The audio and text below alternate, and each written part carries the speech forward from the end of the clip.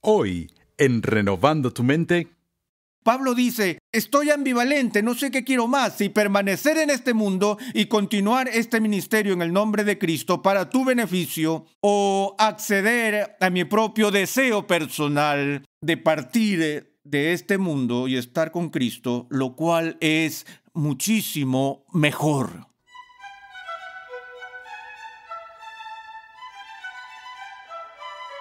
bienvenido al episodio número 21 de la sección del Nuevo Testamento en la serie de enseñanza Del polvo a la gloria. En esta edificante serie, el Dr. R.C. Sproul nos está ofreciendo un panorama completo de la verdad bíblica a lo largo de toda la Escritura. Siguiendo la vida del apóstol Pablo, vemos que sufrió niveles extraordinarios de peligro. Fue arrestado muchas veces y tuvo un historial carcelario ciertamente poco envidiable. En algún momento durante estos encarcelamientos, Pablo escribió 4 cartas muy significativas que se conocen como las epístolas de la prisión. Pasemos al salón de clases una vez más a escuchar al Dr. R.C. Sproul en la voz de Pepe Mendoza mientras nos guía en una introducción y breve resumen de estas 4 cartas. Según el relato autobiográfico de Pablo en 2 de Corintios capítulo 11, entendemos que él sufrió niveles extraordinarios de peligro, que fue arrestado muchas veces y tenía antecedentes penales que sin duda nadie envidiaría. Algunas de esas estadías en la cárcel fueron breves, como la ocasión del altercado en Filipos, pero él llegó a estar encarcelado por bastante más tiempo. Un tiempo en Cesarea y luego el arresto domiciliario por 2 años en Roma, que tuvo lugar durante el tiempo del imperio de Nerón, quien en última instancia fue el que ejecutó al apóstol Pablo. Fue durante su aprisionamiento final en Roma, bajo órdenes de Nerón, que fue asesinado. Pero en algún punto durante estos encarcelamientos, él escribió 4 cartas muy importantes, que son llamadas las epístolas de la prisión. No sabemos a ciencia cierta en cuál de los encarcelamientos estaba. Sin embargo, creo que el peso de la evidencia favorece el primer encarcelamiento en Roma, que fue una estadía de 2 años en Roma, en la cual el apóstol escribió estas importantes cartas. Estas epístolas de la prisión incluyen la carta a los Filipenses, la carta a los Colosenses, la carta a los Efesios y por último la breve carta a Filemón. Entonces, lo que vamos a hacer en esta sesión es entregar una pequeña introducción y un breve panorama de estas 4 cartas. La primera de ellas es la carta a los Filipenses. Esta es una de mis epístolas favoritas del apóstol Pablo. Se le ha llamado la epístola del gozo en la historia de la iglesia. Esto se debe a que una y otra vez en esta carta Pablo habla de su propio gozo, el cual es contagioso. Luego anima a las personas de Filipos a participar del gozo que Pablo está experimentando y que mientras está escribiendo desde la prisión, él dice, me regocijo y comparto mi gozo con todos vosotros. Pablo en ese tiempo está anticipando la posibilidad de su propia partida inminente, pero mira hacia el futuro con gozosa anticipación. Este es un tema, por supuesto, que no se encuentra solamente en la correspondencia a los filipenses, sino que se encuentra a lo largo de los escritos del apóstol. Es tan frecuente el tema del gozo que creo que es seguro decir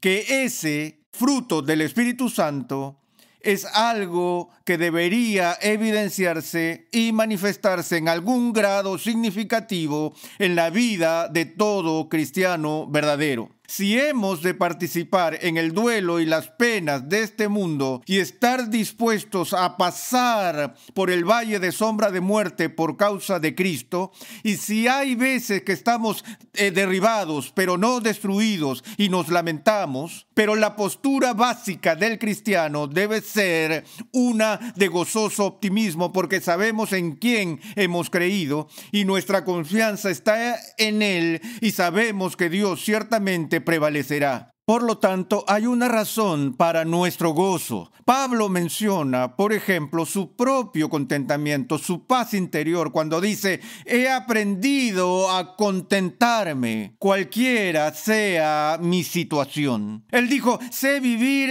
en pobreza y sé vivir en prosperidad. Y a fin de cuentas, eso no importa. Puedo ser feliz en cualquiera de estas circunstancias. También anima a los filipenses a recordar quién es el que comenzó la obra redentora en sus almas.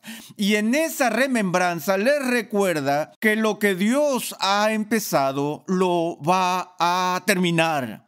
El que comenzó en vosotros la buena obra, la perfeccionará hasta el día de Jesucristo. Ahora, hay algunos pasajes que podemos encontrar en Filipenses que quiero mencionar brevemente al pasar, donde dice en el primer capítulo, versículo 21, pues para mí el vivir es Cristo y el morir es ganancia. Pero si el vivir en la carne, esto significa para mí una labor fructífera, entonces no sé cuál escoger, pues de ambos lados me siento apremiado, teniendo el deseo de partir y estar con Cristo, pues eso es mucho mejor, y sin embargo continuar en la carne es más necesario por causa de vosotros. Pablo dice: estoy ambivalente, no sé qué quiero más, si permanecer en este mundo y continuar este ministerio en el nombre de Cristo para tu beneficio, o acceder a mi propio deseo personal de partir de este mundo y estar con Cristo, lo cual es muchísimo mejor. Ahora bien, la actitud de Pablo hacia la vida y muerte no era que esta vida es mala y la que viene es buena, sino la visión gozosa de Pablo de vivir en Cristo. Él dice: para mí el vivir es Cristo. Eso es bueno. Esta vida que disfrutamos aquí es buena, pero la siguiente es aún mejor. Para mí el vivir es Cristo y el morir es ganancia.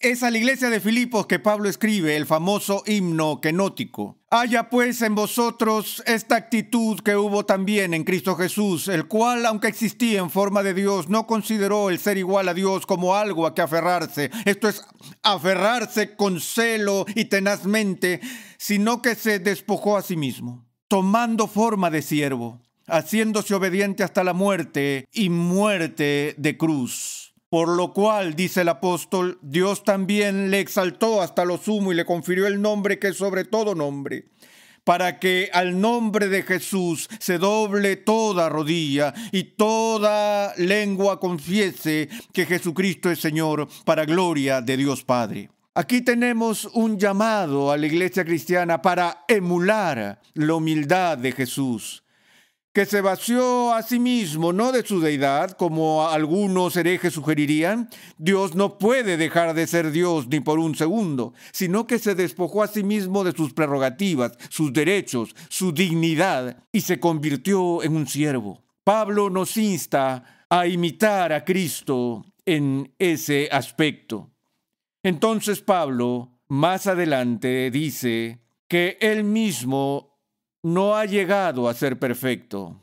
Él dice en el capítulo 3, pero todo lo que para mí era ganancia, lo he estimado como pérdida por amor de Cristo, y aún más yo estimo como pérdida todas las cosas en vista del incomparable valor de conocer a Cristo Jesús, mi Señor, por quien lo he perdido todo y lo considero como basura a fin de ganar a Cristo y ser hallado en Él, no teniendo mi propia justicia derivada de la ley, sino la que es por la fe en Cristo, la justicia que procede de Dios sobre la base de la fe.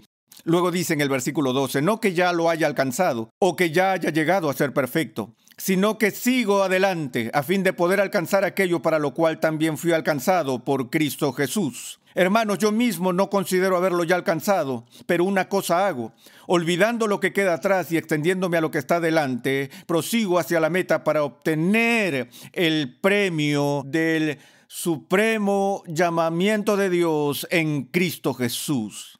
Olvídate del ayer, olvídate del pasado, olvídate de lo que eras o lo que hiciste, porque hoy tengo trabajo que hacer. Jonathan Edwards dice, la principal tarea del cristiano es que profundice en el reino de Dios, prosiguiendo hacia adelante a la meta para llegar a la plenitud de la madurez en Cristo. Y el apóstol lo hace mientras se está regocijando en prisión. Además de Filipenses, tenemos la carta a los Colosenses. Y la carta a los Colosenses, por alguna razón, es una de las epístolas más oscuras en el Nuevo Testamento. No entiendo por qué no hay más interés en el libro de Colosenses, porque el libro de Colosenses es otra de esas magníficas obras maestras que provienen de la pluma del apóstol Pablo. Una vez más vemos a Pablo ejerciendo el rol al ejercer como teólogo. De nuevo ve a una comunidad cristiana que está en peligro de una invasión seria y de ser conquistada por la herejía.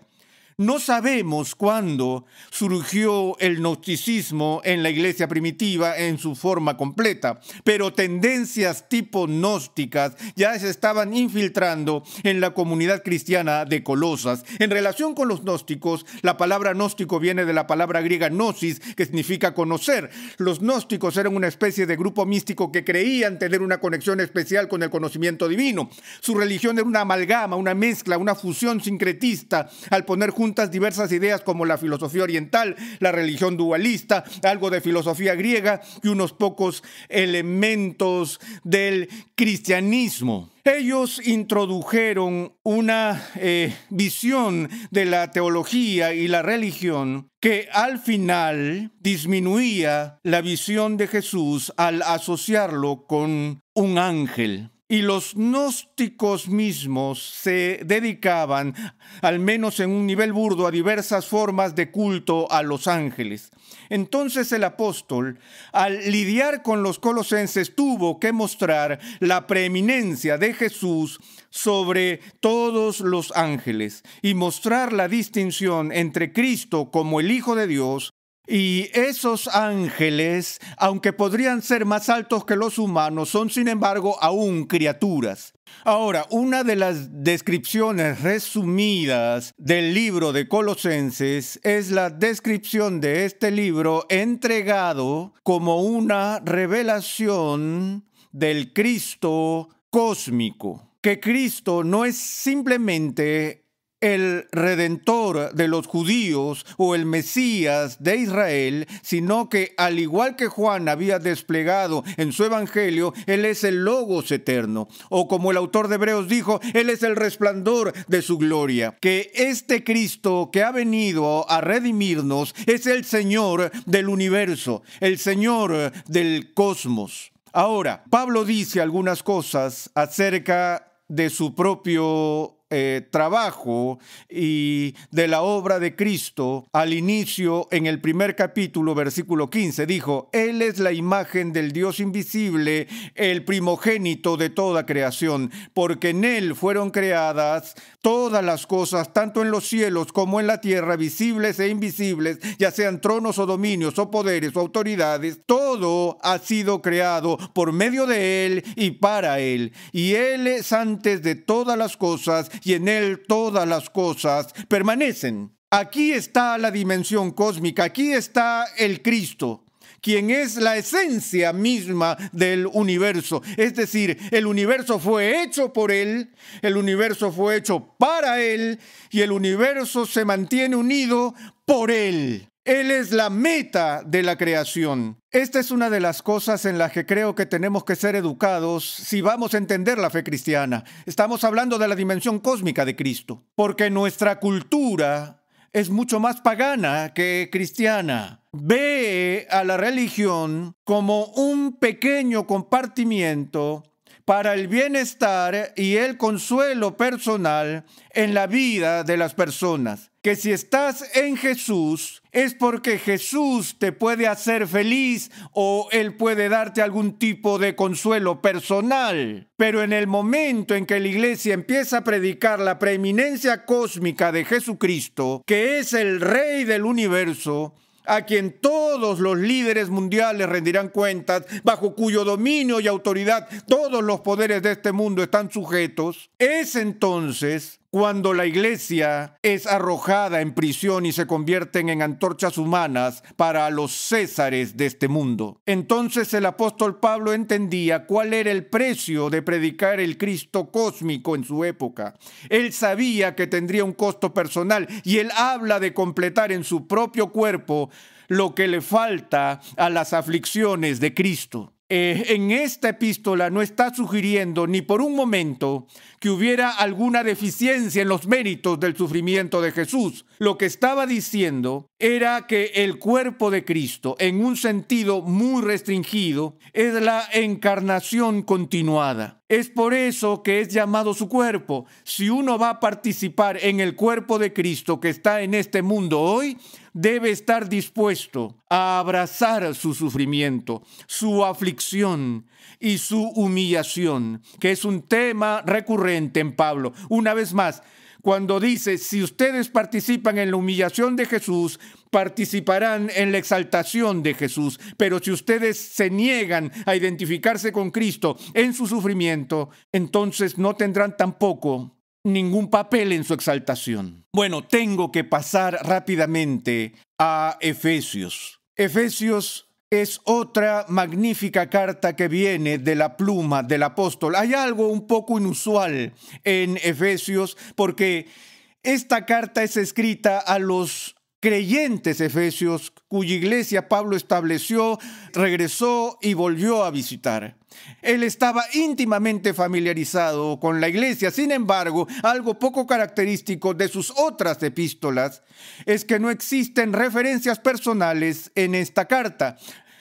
La teoría básica en la historia de la iglesia es que la carta original a los Efesios fue escrita por Pablo con la intención de que se convirtiera en una carta circular que pueda ser leída en una iglesia y luego enviada con un emisario a otra congregación circulando por el circuito de las iglesias cristianas. Nuevamente, Efesios es una especie de compendio de Romanos, una versión más corta del libro de Romanos y de los temas que encontramos allí.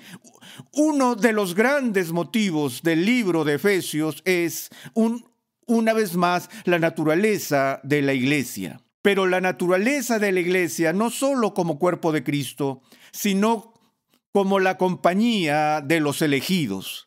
El libro de Efesios reitera la gran doctrina de la justificación solo por fe, pero también entrega una clara afirmación del entendimiento apostólico de la gracia predestinadora de Dios. A veces, cuando estamos inmersos en discusiones e incluso a menudo hasta disputas acerca de la doctrina de la predestinación, las cuales tienden a elevar la temperatura de todo el mundo porque es muy difícil y tan controversial, a veces las personas actúan como si la idea de la predestinación fuera un invento de Juan Calvino, Martín Lutero o algún otro reformador del siglo XVI o incluso de San Agustín, olvidando que el concepto de predestinación, la misma palabra predestinación, se encuentra en los escritos del apóstol Pablo, nada más claro que en el libro de los Efesios. Yo le digo a la gente que si van a tomar en serio la Biblia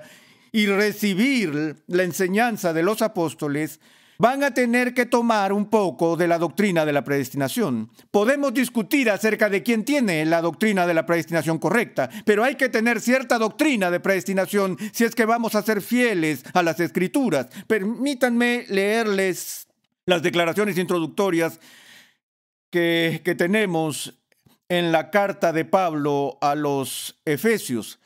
Verso 3 del capítulo 1. Bendito sea el Dios y Padre de nuestro Señor Jesucristo, que nos ha bendecido con toda bendición espiritual en los lugares celestiales en Cristo, según nos escogió en Él antes de la fundación del mundo, para que fuéramos santos y sin mancha delante de Él. En amor nos predestinó para adopción como hijos para sí mediante Jesucristo, conforme al beneplácito de su voluntad, para alabanza de la gloria de su gracia, que gratuitamente ha impartido sobre nosotros en el amado.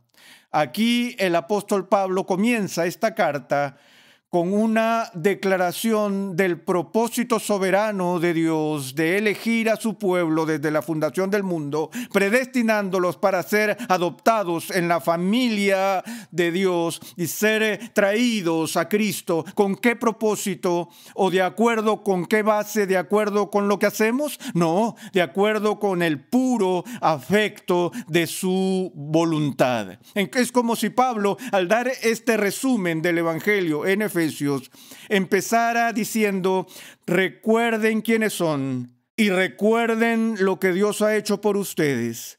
Lo que Dios ha hecho por ustedes al establecerlos como miembros de su familia no fue un añadido en la economía del plan de Dios, sino que es algo que Dios ha planeado desde la fundación del mundo.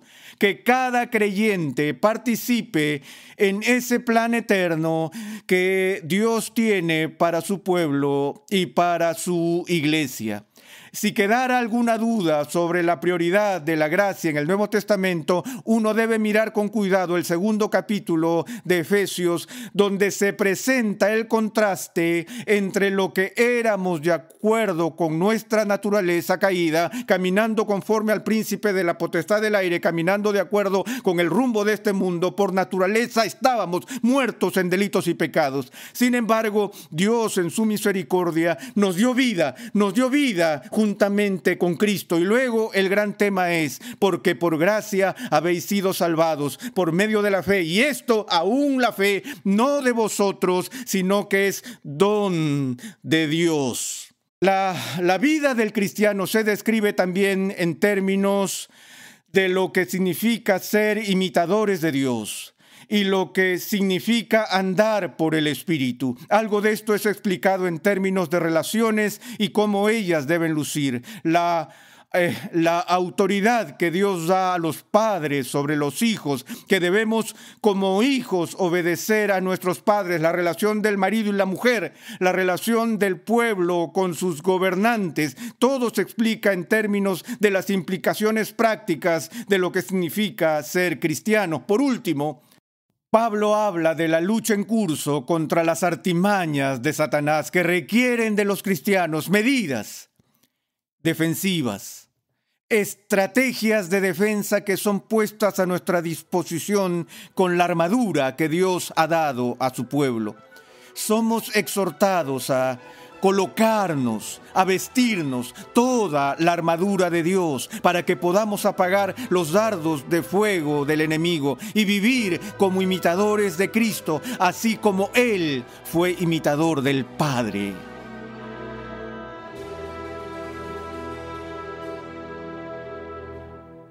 El apóstol Pablo soportó toda una vida de persecución y períodos de encarcelamiento.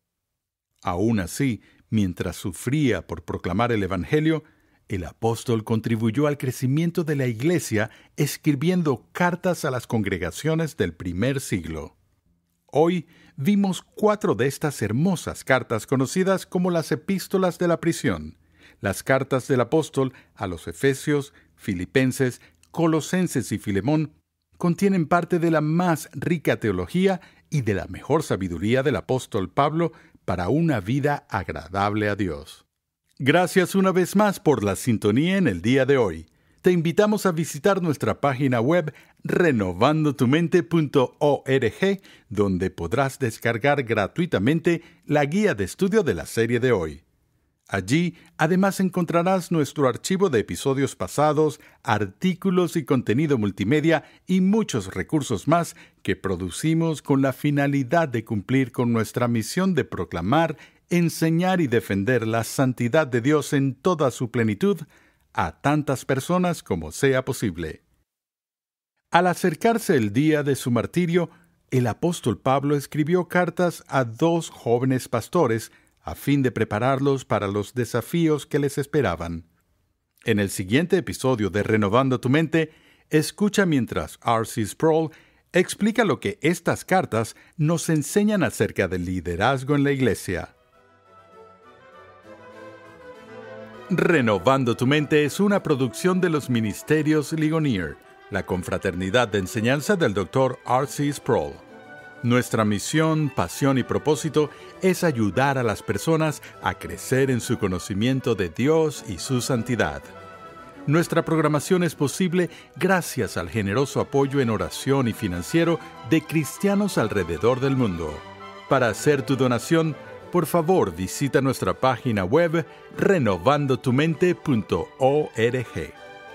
Dios llama a su pueblo a ser transformado por la renovación de su mente. Es por esta razón que transmitimos una enseñanza que expone las glorias de Dios reveladas en la Biblia en el contexto de la cultura, la filosofía, la apologética, la ética y la historia de la Iglesia. Suscríbete a nuestro canal en YouTube, Ligonier Español, para que puedas disfrutar de todo el material de enseñanza que estamos produciendo completamente gratis y en español.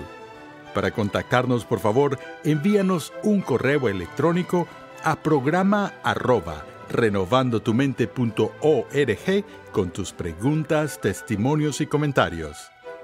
Sintonízanos nuevamente en esta misma emisora y en este mismo horario y únete a nuestra gran comunidad virtual en las redes sociales.